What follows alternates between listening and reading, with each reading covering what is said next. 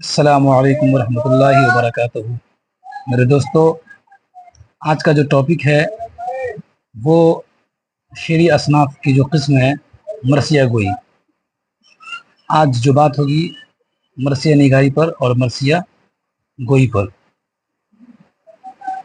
چونکہ اس سے پہلے ہم 2-3 ویڈیو بنا چکے ہیں جو شاعری کے اصناف سخن شعری اصناف پر، اس لیے اب آج کا جو ٹاپک ہے برآمدہ ٹاپک ہے مرثیہ نگاری اور مرثیے کا آغاز۔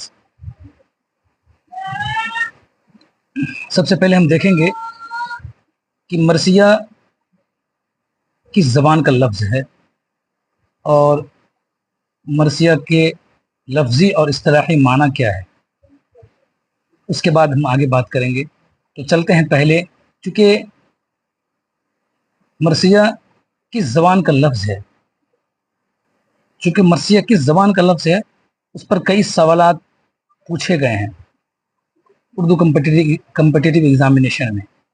اس لیے میں چاہتا ہوں کہ ہر ایک جزیات کو بالکل تفصیل کے ساتھ چلیں تو کافی استفادہ حاصل ہو جائے گی۔ تو ہم پہلے بات کرتے ہیں کہ مرثیہ کس زبان کا لفظ ہے۔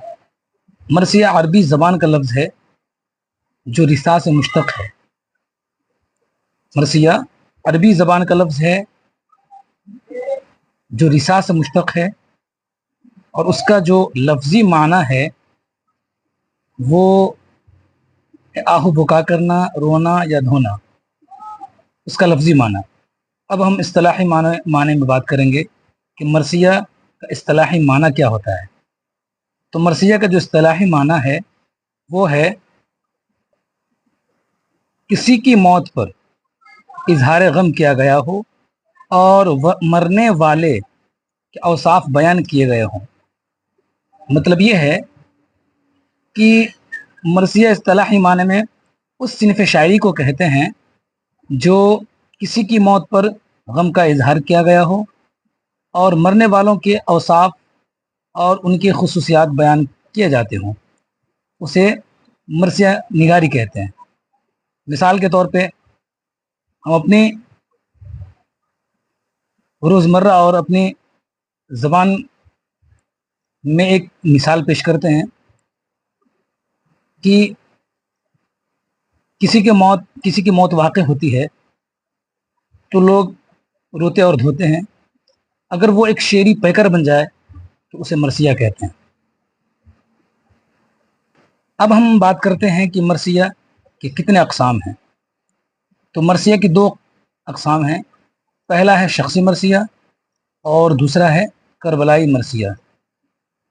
شخصی مرثیہ کی تعریف اس طرح ہم کر سکتے ہیں کہ شخصی مرثیہ اس مرثیہ کو کہتے ہیں جو کسی عام لوگوں کی موت پر غم کا اظہار کیا گیا ہو۔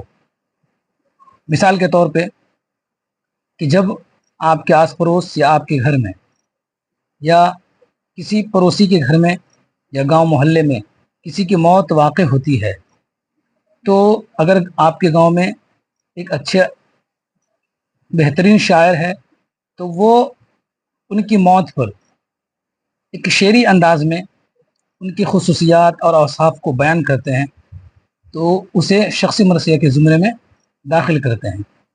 اب ہم مثال دیکھتے ہیں اردو ادب کی دنیا میں۔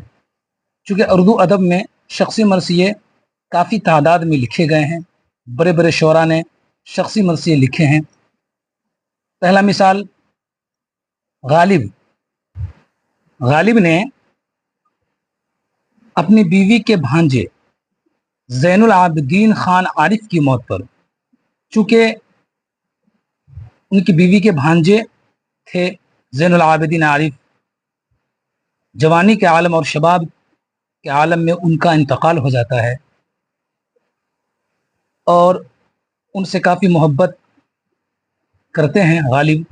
جب ان کی وفات بالکل عین جوانی میں ہوتی ہے تو ایک طرح کے جذبات کو متحرک کرتے ہیں اور غالب ان پر ایک مرثیہ لکھتا ہے جو شخصی مرثیہ کے زمرے میں آتا ہے۔ ان کا پہلا شعر ہے لازم تھا کہ دیکھو میرا رستہ کوئی بھی نہ اور۔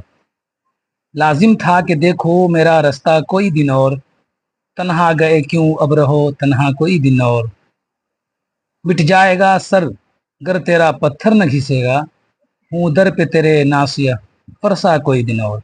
ये गालिब की शख्सियत मरसिया की मिसाल है। दूसरी मिसाल है उर्दू अदब में अल्लामा इकबाल ने जावेद इकबाल की मौत पर एक बेहतरीन मरसिया निगारी की थी। तीसरी मिसाल है जब असदुल्ला गालिब की वफ़ात होती है 1869 ईस्वी में, तो उनके एक ज़हीन शागिर्द मौलाना अल्ताफ़ हुसैन हाली उनकी वफ़ात पर, गालिब की वफ़ात पर एक मरसिया लिखते हैं, जो वो भी एक शख्सी मरसिया के ज़ुमरे में जाते हैं किया जाता है। अब हम आते हैं करबलाई मरसिया। करबलाई मरसिया की तारीफ या शख्सी मरसिया, करबलाई मरसिया को शख्सी मरसिया भी कहते हैं।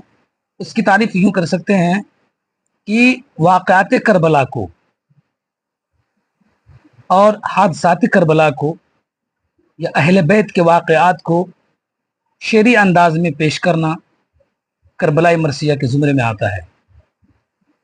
हज़रत इमाम हुसैन रज़ियल्लाहु तआला अन्हु की शहादत, उनके साथियों की शहादत, उनके ख़ानदानों की शहादत और हज़रत इमाम हुसैन रज़ियल्लाहु तआला अन्हु जो मदीना से चलकर करबला तक के सफ़र को तय किया था, उनके दरमियान जो उनके हालात पेश हुए, उन वाक़यात को बयान करना करबलाई मरसिया या मरसिया के ज़ुमरे में दाखिल होता है। मतलब ये हुआ कि करबलाई मरसिया